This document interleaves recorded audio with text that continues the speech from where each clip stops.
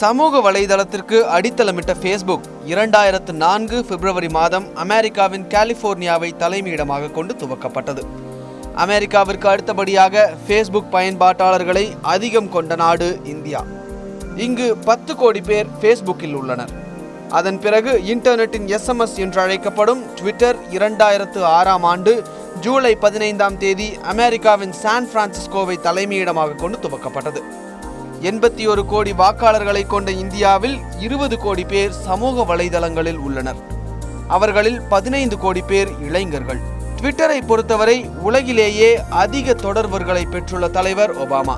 அவருக்கு அடுத்தபடியாக பாஜகவின் பிரதமர் வேட்பாளர் நரேந்திர மோடி 39 லட்சம் தொடர்வர்களை பெற்றுள்ளார். அதற்கடுத்தபடியாக அதிக தொடர்வர்களை கொண்டுள்ளவர் மத்திய இணையமைச்சர் சசி தரூர். 2009 இந்திய அரசியல்வாதிகளிலேயே ட்விட்டர் அக்கவுண்ட் வைத்திருந்த ஒரே நபர் சசி தரூர். அப்போதே 6000 தொடர்வர்களை பெற்றிருந்தார்.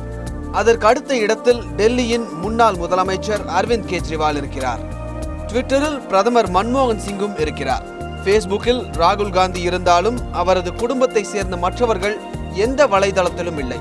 அடுத்ததாக ட்விட்டரில் இருக்கும் தமிழக அரசியல்வாதிகளின் பட்டியலை பார்க்கலாம். திமுக கலைஞர் கருணாநிதி, மு.க. ஸ்டாலின், ஞானதேசிகன், சுப்பிரமணிய சுவாமி, பொன் ராதாகிருஷ்ணன், ராமதாஸ், அன்புமணி ராமதாஸ், துரைமுருகன், குஷ்பு சுந்தர், கார்த்திக் சிதம்பரம்.